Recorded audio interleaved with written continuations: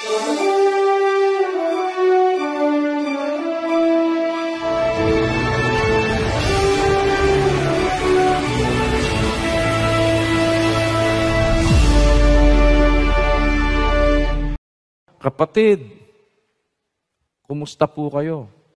Kaya ito po ang ating isinasagawa. Esensya ito ng isang tunay na relihiyon. Ang sabi ng Santiago 1:27, ang dalisay na relihiyon at walang dungi sa harapan ng Diyos at Ama ay ito: dalawin ang mga ulila, ang mga babaeng bao sa kanilang kapighatian, at pag-ingatang walang dungis ang kanyang sarili sa sanglibutan. Bahagi po yan ng isang tunay na relihiyon.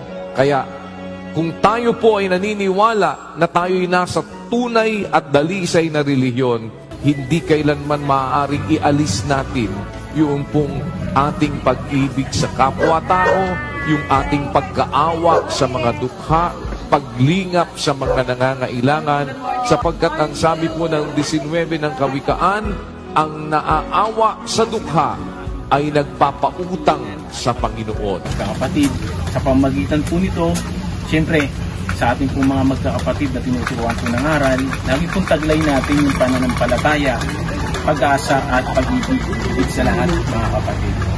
Kaya sa natutunan po natin, ito po yung ating pong pagsasagawa, mga kapatid, sa rason, nandito po ang mga kapatid na choir para po una maghandog po ng awit sa Diyos at ikalawa po sa inyo. So pwede nyo pong sabayan at nawa po ay magdulot po ito sa atin ng lalong masiglang paggawa. So nakaready na po yung ating mga kapatid na choir. Hello po sa inyo. Meron po silang 4 na handog na awit sa rason.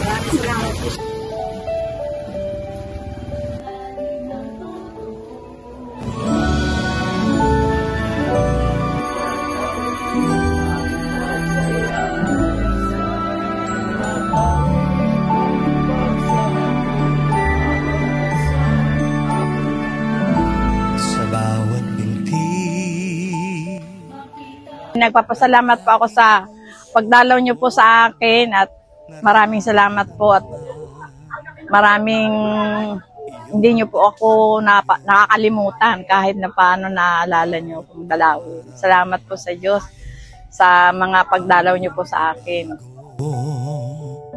Salamat sa pagdinig sa mga... Nagpapasalamat po ako sa Panginoon Diyos at kahit ganito na po yung yung kalagayan ko sa sobrang hirap po, nakakadalo pa rin po ako ng pagkakatipon at di ko po pinababayaan yung pagdadalo. Maraming salamat po sa Diyos. Sa katwiran, pinababati. Ang gusto ko nga po, lagi nakatira na halos doon sa lokal nakikinig ng mga salita.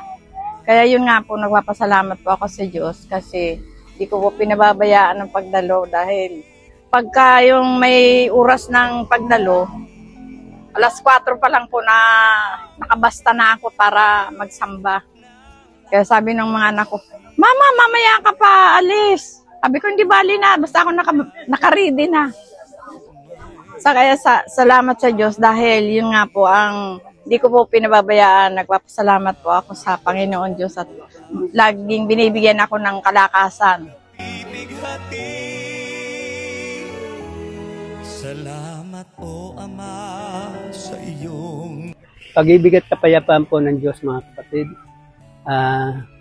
Sa katulad po naming mga choir na dumadalo sa mga kapatid, pag-aalakan po ng puso namin na maawitan sila mga kapatid, gaya na sinabi ni Kuya na lagi nating alalahanin ang ating mga kapatid. Padaman natin ang pag-ibig sa isa't isa upang tayo lalong sumigla sa pagkakapatiran. Napakaganda po ng ating samahan na ito na pinagkaloob sa atin ng Diyos. Napakabait niya at napakabuti. Laging nandiyan ang kanyang awa upang tayo laging sumigla sa ating mga paggawa. Sana sama-sama po nating ipadama sa ating mga kapatid yung mga bagay na tinuturo niya sa araw-araw na ating pagdalo sa pagkakatipon, mga kapatid. Salamat po sa Diyos, maraming salamat po sa Diyos, mga kapatid.